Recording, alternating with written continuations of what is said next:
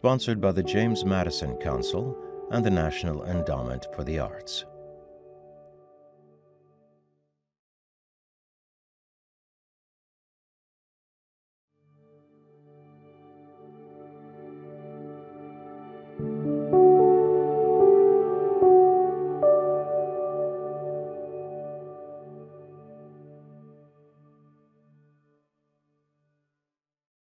I'm Elizabeth Glair from NPR, and I'm here with Chang-Rae Lee, author of My Year Abroad, and Viet Thanh Nguyen, author of The Committed.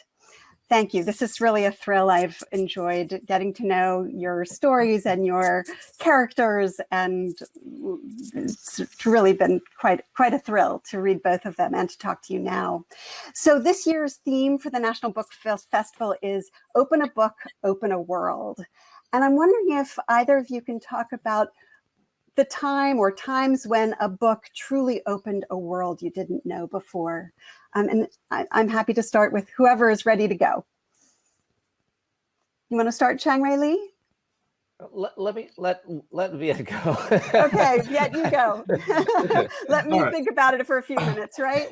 I mean, this is a big question, so I'm sure there are lots and lots of answers. Well, first of all, thanks, Elizabeth, for interviewing us, and it's a real pleasure to be here with Chang-Rae. I read Native Speaker when I was probably like 24, 25, and it was a deeply inspiring novel for me. So that actually opened up a big world for me in terms of the possibilities of being an Asian American author and writing, a thriller novel that also brought up issues of identity and race and everything, and it was a big influence on The Sympathizer. But other books that opened up the world for me, honestly, I think Amy Tan's The Joy Luck Club had a huge impact on me because I read it when I was probably 18 years old. And I had never read a book by an Asian American writer before. I didn't even know there was such a thing as an Asian American writer or Asian American literature. And it was a big thing for me because I loved literature. I grew up reading novels, reading poems, and feeling that my life had been saved by literature because I had grown up in this refugee household, and literature was my great escape from what I was watching happening to my parents and to my family.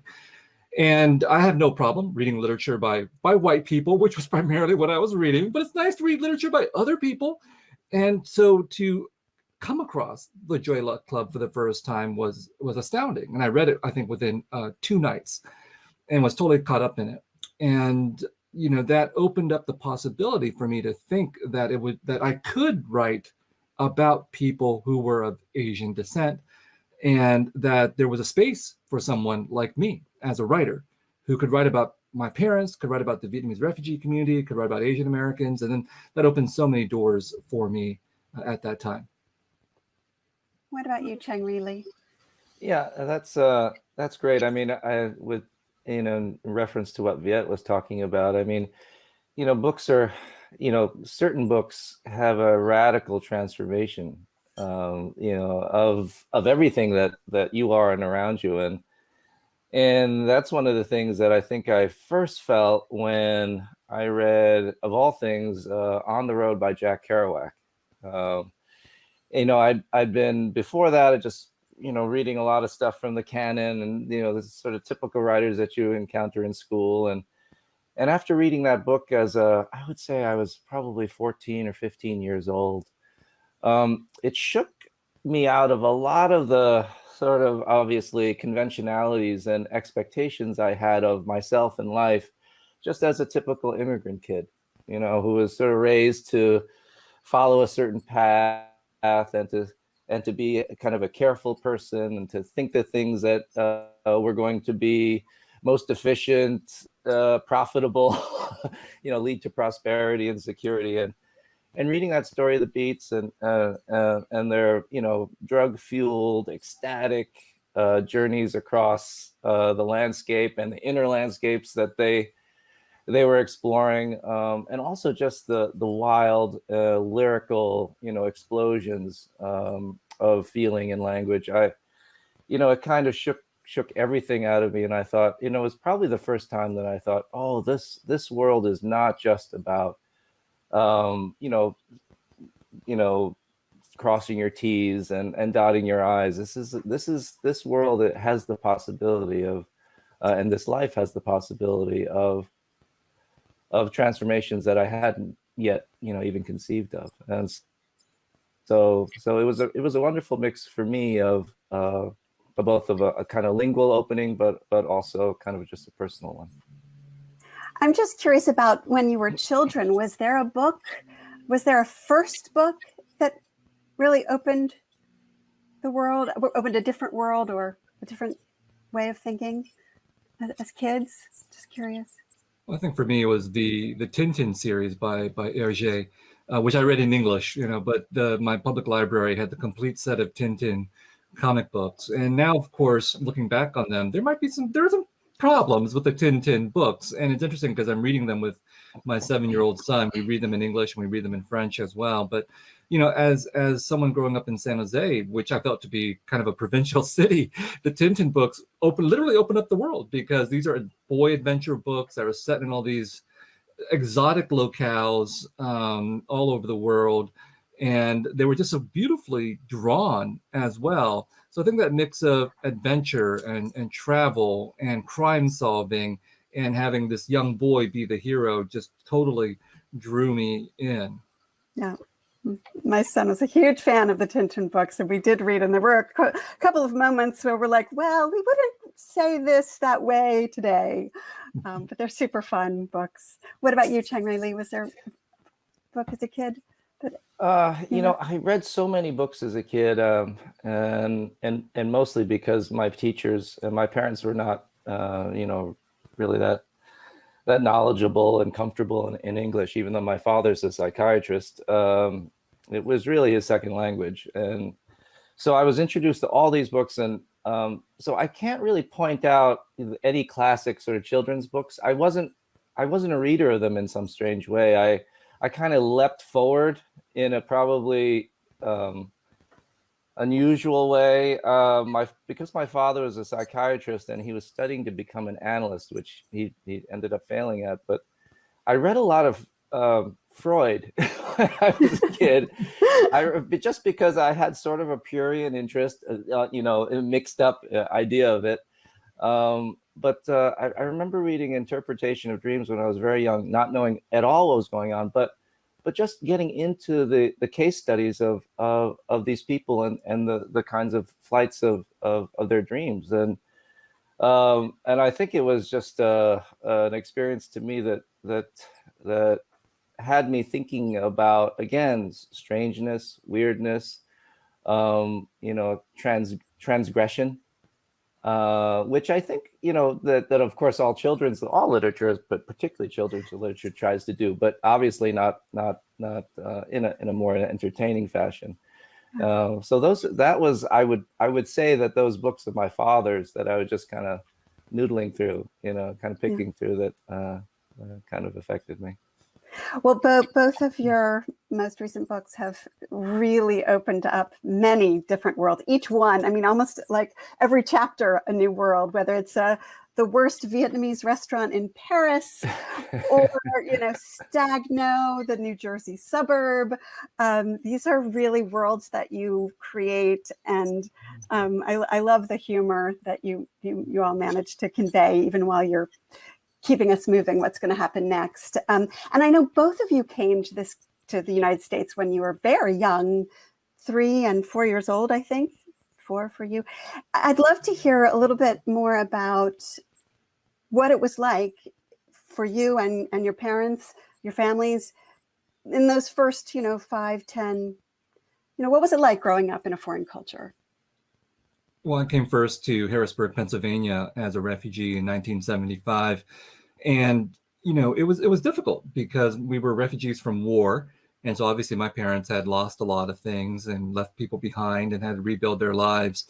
And as for me, as a 4-year-old, when you're a child, you can make the best out of a lot of circumstances. So I actually had a good time in those first few years in the United States because ironically, my parents were working 9-to-5 jobs. So those are not the kinds of jobs they wanted to have. I mean, they were doing, custodial jobs and things like that and working on the assembly line. But ironically, what that meant is they had time to spend with me. So I had these very nice memories of Harrisburg in Pennsylvania and the snow and having a birthday party for the only time in my life, you know. And then we moved to San Jose, California in 1978, so my parents could open a grocery store, a Vietnamese grocery store, and that required so much work, and it was a dangerous job too.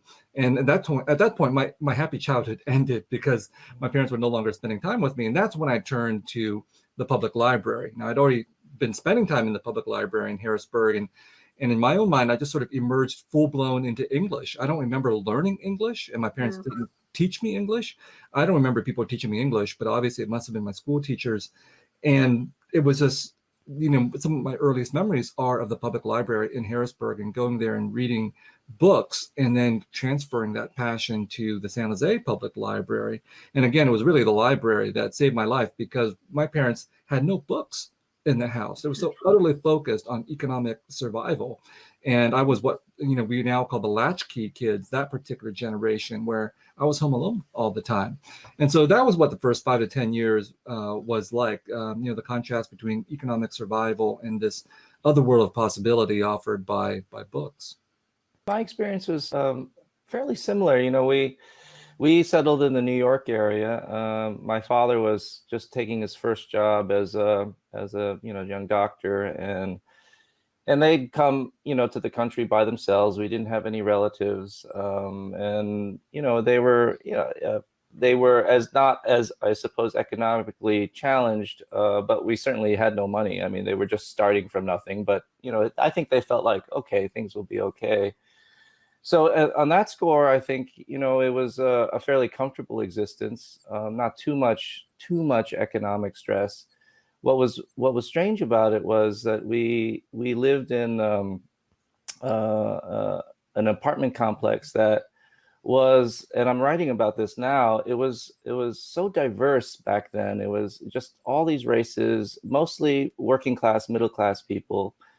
And there was a lot of intensity and strife in the playground, racial, ethnic strife that was just part of the language, right? You know, it was, by today's standards, it was just eye-watering what we'd call each other, how much we'd fight, how, you know, it was kind of fraught, but at the same time, it was loving and intense, and I think we all felt like we were newcomers and kind of struggling with each other for a little piece of comfort and a little piece of belonging. And as in reference to reading too, you know, as like Viet's parents, you know, my parents were not, you know, aside from those, you know, psychology books we had, we didn't have any other books in the house. And I remember my first real formative engagement with books, regular engagement with books, was with that Reading is Fundamental van. I don't know if you remember RIF, but the mobile van, and they were very smart about it. They made it look like an ice cream truck, but then it was just full of books. And it really, I don't remember if it had a bell, but I would love it when it came by, because you could take 5 or 6 books and then read them all, and then they'd come back a couple weeks later, the next week, and you'd exchange them. And I tell you, I mean, Viet uses the phrase "saved my life," and that I think saved my life in terms of just, you know, where it sort of set me on a road of reading and loving reading that you know, I never got off. Oh, that's terrific. Well, let's talk about The Committed and My Year Abroad. I'm very curious about character development. I mean, I know The Committed, this is the character we got to know in The Sympathizer, but Chang-Rae Lee, I don't believe Tiller is a new character, right? This is not someone you've written before. Where are these characters modeled on real people? What was the genesis of these characters? Well, I mean, The Committed and The Sympathizer are about a Vietnamese spy in the South Vietnamese army. And so that's loosely inspired by a real life spy named Pham Xuan Anh, of whom there have been a couple of biographies written in English. And Pham Xuan Anh was someone who's actually educated in the United States. He went to Southern California in the 1950s to a community college, in order to study American psychology and culture, came back to Vietnam, South Vietnam, and he became a journalist who was held in high regard by all the major American journalists. He had access to all this information, and he fed it all to the National Liberation Front and the communists. And in secret, he was promoted to Major General for how much information he was able to siphon off to the enemies of the United States and the South Vietnamese. And so I heard about this story, and it stayed in my mind. And I'm a huge fan of spy stories and crime stories. So when it came time to write a novel, I turned to him as an inspiration. But I took it very different direction than his own life. And what I did was I grafted his story with the refugee experience that I'd had. And my own refugee life is very boring. My parents went through dramatic things, but my life was boring. But the only interesting thing about my life was that I felt like a spy when I was growing up. Like I was, an American in my parents' Vietnamese household, spying on these strange Vietnamese people and their customs. And then when I stepped out of that household, I was a Vietnamese person spying on these strange Americans and their customs. And so I took that seed of feeling of displacement and always feeling at ill at ease and always observing, and I greatly exaggerated those feelings and put them into the character of this spy. And I made him, a very intelligent person and a very conflicted person. So many ways an exaggeration of me, who could say many of the things that I might be feeling, but if I were to say them in my own life, people would look at me askance. Or if I were to say them in my academic life as a professor, I would have to footnote everything. And in the novel, you can say whatever you want, and then people would just have to deal with that. And so that was the genesis of this particular character and his freewheeling personality. I lived in Paris for 3 years, a long time ago. And, I don't even know if I should admit this as the white American girl, but the Vietnamese restaurants in Paris are the best. and so I was so sad that you chose the worst Vietnamese restaurant in Paris, but I felt like I'd never tasted Vietnamese food until I lived in Paris. But maybe I just haven't gone to many Vietnamese restaurants in the United States. So the nameless one, but I know he does go by a name in the new book. Why did you choose, living in Paris and you have the intellectual aunt on the one side and the gangsters on the other? Why this scenario? Why this storyline?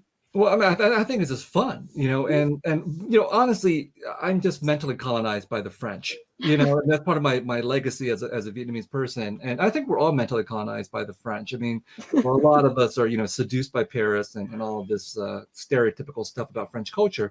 But in particular, if you've come from a country actually colonized by the French, it's hard to get that legacy off of your mind. So I wanted to deal with it.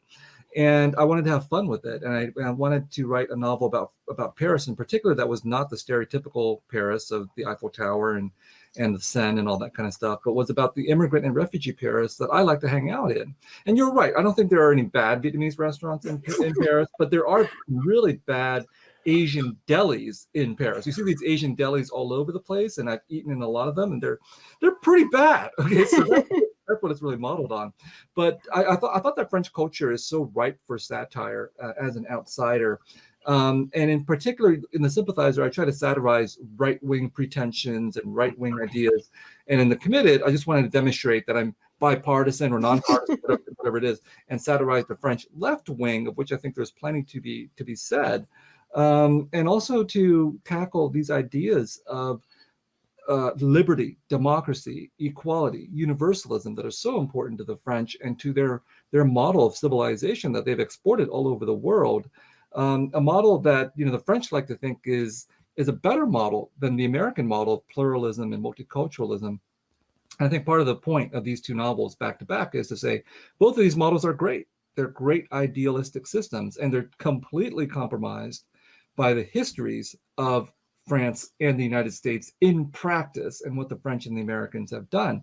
And we're not going to be able to realize either the French ideal or the American ideal until we confront the actual histories of both countries. Mm-hmm. And what about Tiller in My Year Abroad?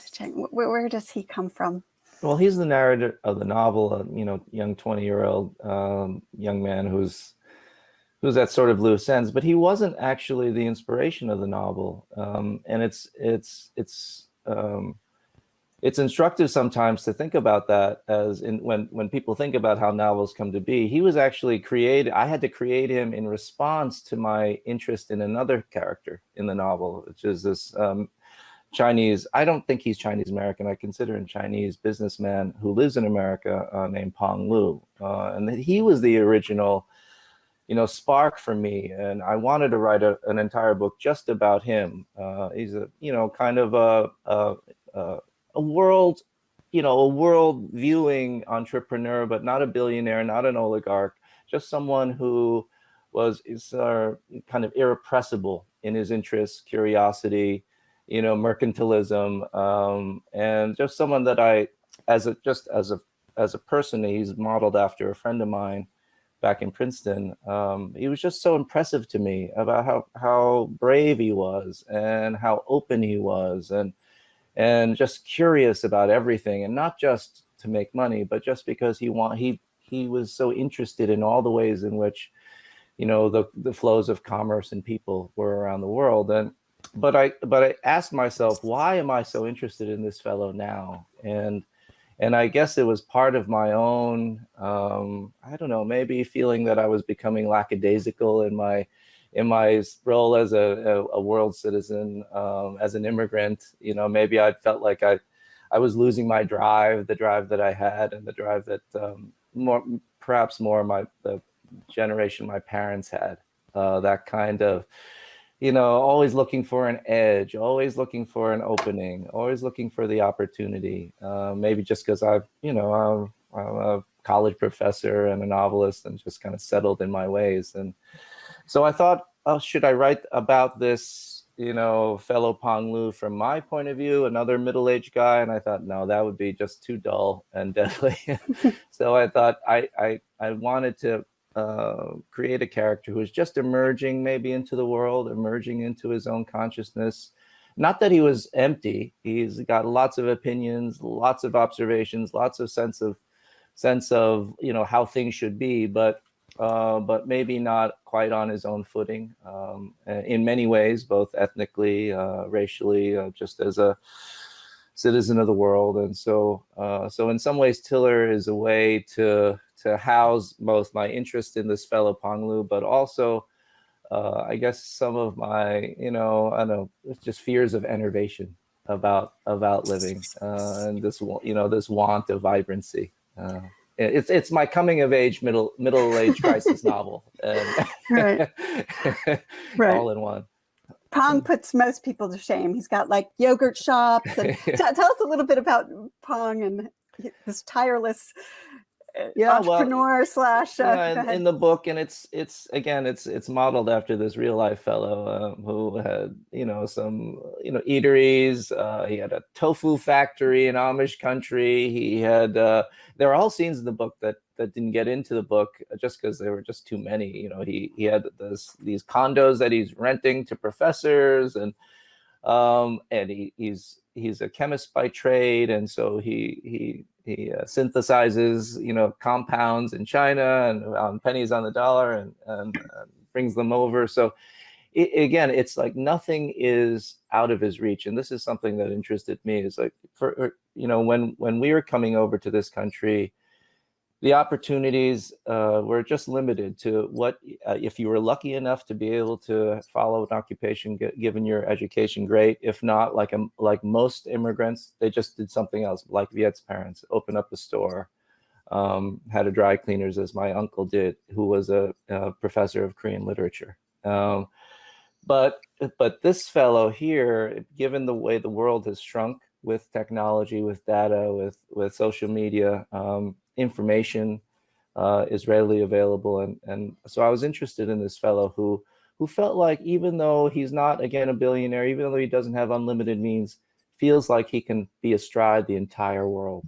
And that to me is an interesting idea, and an idea that we're living with, both the benefits of that and the severe consequences of that too, in terms of our economies, the force of capitalism, inequality, all those things. Something both of you do in your books is sort of point out the nuances and the contradictions of American culture and other cultures as well. Do you set out to do that? Or does the character just magically tell you, this is what I want to say about, the American culture here? Well, with the character of the sympathizer, that was very definitely a deliberate choice, because I wanted to write a spy novel and a war novel. But, part of my interest in writing the war novel in particular with the sympathizer is that war novels are not just action stories, but they can also be stories about the absurdities and hypocrisies of war. You think about the great anti-war novels like Catch-22, for example. And I wanted to capture some of that spirit. And at least with the sympathizer, so much of the focus of that novel is on the American role in the war. And it's such a big fat target. So many absurdities and hypocrisies that can be said about what the United States did there. But, it's important to point out that that novel also has a lot to say about the failures of the South Vietnamese regime and about Vietnamese communism as well. So I wanted to create a character who had the capacity to be and both an insider and an outsider to all the cultures that he was in. And so as an insider, you know the particular culture very well. As an outsider, you can see some of the absurdities and hypocrisies that people who are completely on the inside have been normalized to.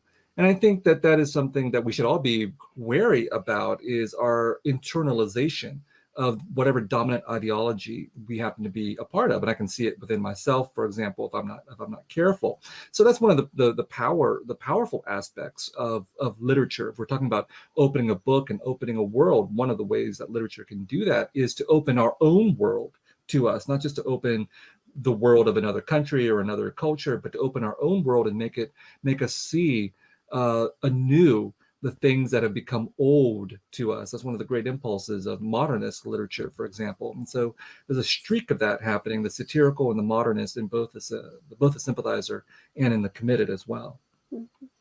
What about you, Chang-Rae Lee? Do you have some?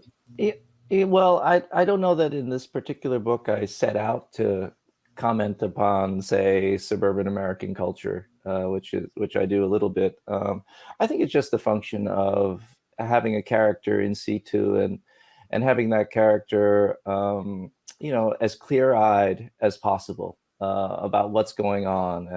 And yeah, it's mostly in good fun, satirical, but at the same time, it's been a kind of pleasure for me where people will read about, say, the towns that Tiller inhabits, and they'll say, the main town is based upon Princeton, New Jersey, but people from all over have written me and say, oh, that's just like my town. And of course I want to say, well, there's a reason why it's just like your town.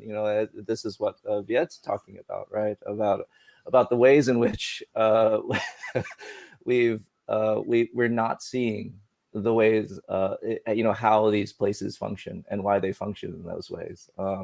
Why certain people are left out of those towns. Why certain things are upheld as successful and noble, and other things not. And so that's, I think, for me, I haven't probably been as intentional about certain kind of cultural or political critiques of society, but I hope that my work is always on the edge of that, just because of, in my hope that, again, I'm trying to open up truth. I'm trying to see clearly, and if you do that as a writer, I think all those notions, they end up seeping in, if not absolutely directly, then at least subtly, and certainly just by osmosis. I read an interview with you where you said individuality and context are really important to me. And I can kind of assume what you meant, but the interviewer didn't expand on it. What do you mean by that? Individuality and context are really important. Well, I think, and maybe people who aren't immigrants aren't as aware of this, but how we think of ourselves, to be, our nature, is not exactly right. It's not something that's ordained. Culture and context is so powerful to the formation and the development of any given human being. And I saw this firsthand in the personage of my mother.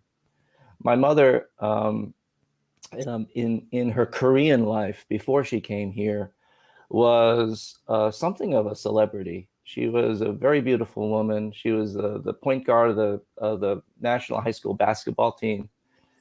She was in Time magazine in 1956. And to this day, people will come up to me and say, and older people, of course, I met your mother and I knew who your mother was. And she was a sociable, brilliant, very gregarious woman. But in our lives, in the first, I would say, 10 to 15 years of our life in America, in our life in America, she wasn't at all that woman. She was tentative. She was often cowed by social situations, obviously because of language, but also because she just wasn't, she didn't have a community. The community she had, she didn't feel confident in understanding that community, made less confident by her lack of language skills. She was inside all these people, but in fact, but I could see that her personality was different. And so she had more frustrations, she had more stresses. And that to me was an object lesson in the power of context, in the power of where you are and how that, dynamically changes you, and mutates you, in all these kinds of ways. So, and I think I've always, I think in every book of mine, I've written a little bit about that, if not a lot. What about you? I would imagine those are themes that are really important to you as well, Viet. Well, I mean, Chang Rei's story about his mother has a lot of resonance for me because that applies to my mother too. And I think, again, those of us who are immigrants and refugees and who have come from other places to the United States, I think we can see the transformations that take place in our parents, who had their own lives in their other countries and who were obviously fully fledged adults and so on. And then they come to the United States and all of a sudden they're no longer the same people that they once were. They've been taken out of one context, put into another context. So with my own mother, I could see that, she had become a self-made woman in Vietnam and was her own boss and was an authority figure. And then she comes here to the United States. And as I said, in the first few years, she was working custodial jobs, 9 to 5, right? And that was a huge step down for her. Not that there's anything wrong with working custodial jobs, but that shift in context for her from being someone who was self-employed and powerful and all that to this other context, turned her into a different person. And I could see that even at a very young age. And, in my own, we're talking about, language here. And so language is so important to literature, right? But language is important to people's sense of themselves and their sense of authority. I'm taking French classes right now, and I can totally see that, when you're trying to learn a different language, you are reduced in a lot of ways. You feel yourself to be a full-fledged adult, and then you're trying to say these things that you could say easily in English, but in French, I come off like an idiot or as a child. And so that makes me think about what it's like if I was actually trying to make a life in another country and reflect on how difficult that experience must have been for my parents. So the point here is that as someone who grew up with this, I learned, I think, an innate sense of empathy for people who are undergoing transformation, who are cast on the outside, who have dual lives and so on. And that sense of empathy is good for anybody, but it's also particularly important, I think, for writers, because that's one of our most important tools is the capacity for empathy. And not just empathy for people who are like us, like our own family members, but people who are not like us. And so, in one of the greatest challenges and joys in writing fiction for me is not simply to write about my own family or people who are like my family, but people who are so far distant and who I probably would dislike intensely if I were to meet them in real life. It's fun to write about them in fiction. Yeah, seek those people out, right? And then you really will have done your job. How has it been for the during the pandemic for you? Has writing been different for you? I was, up until a few months ago, I would say the pandemic's actually been pretty good. I've been, I don't have to travel. I get to spend time with my family.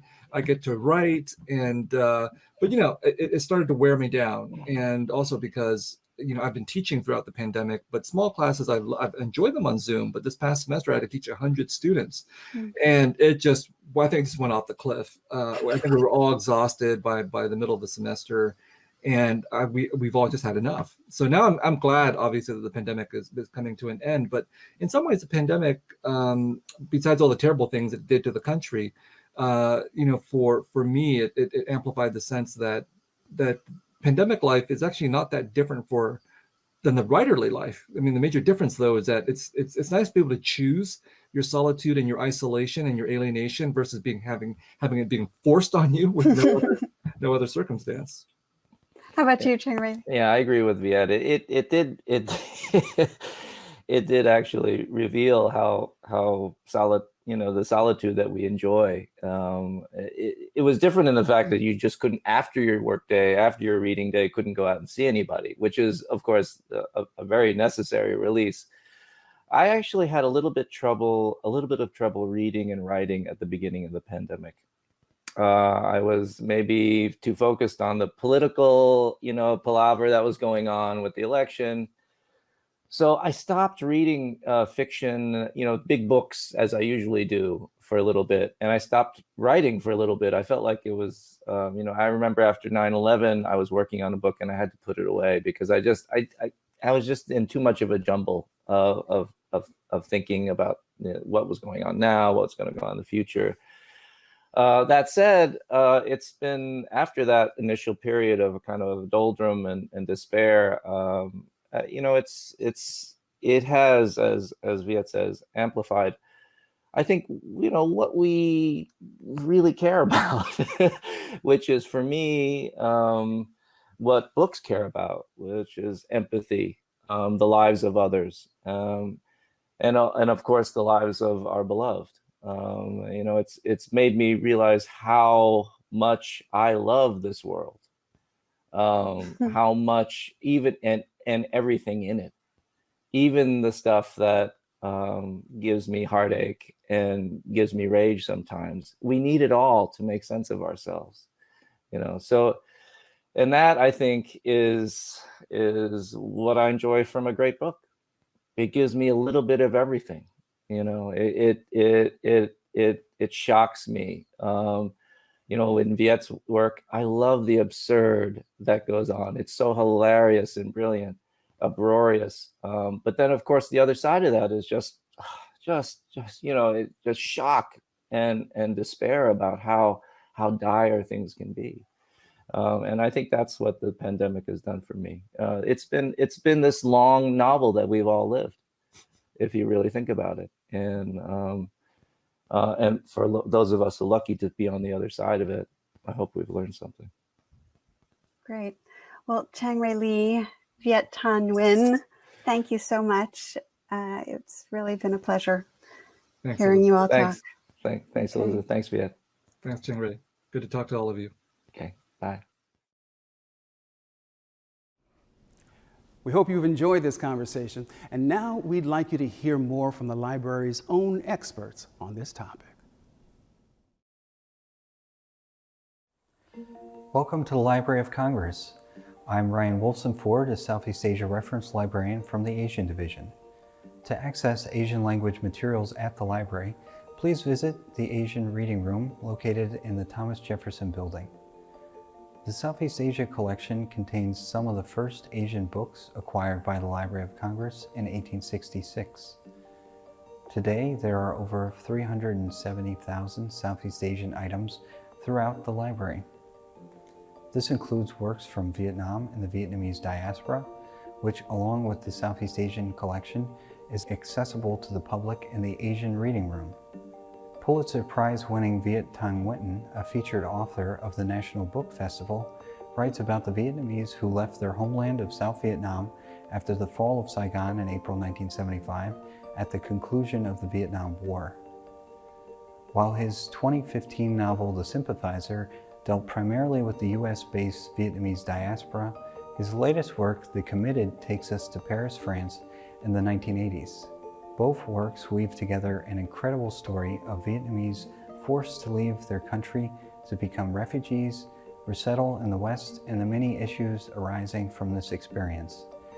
refugees recovering from war and dealing with cultural assimilation, caught up in the Cold War, while confronting contradictions between democratic ideals and the stark realities of living in the United States and France. The Asian Division has many works by Vietnamese authors writing in the diaspora, including in many lively newspapers.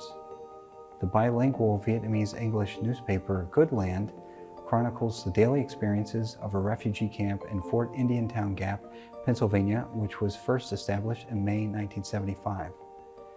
Viet Thanh Nguyen's own family first settled in the same state before moving to California. At the Fort Indiantown Gap camp, there were 26,000 arrivals in 1975 alone.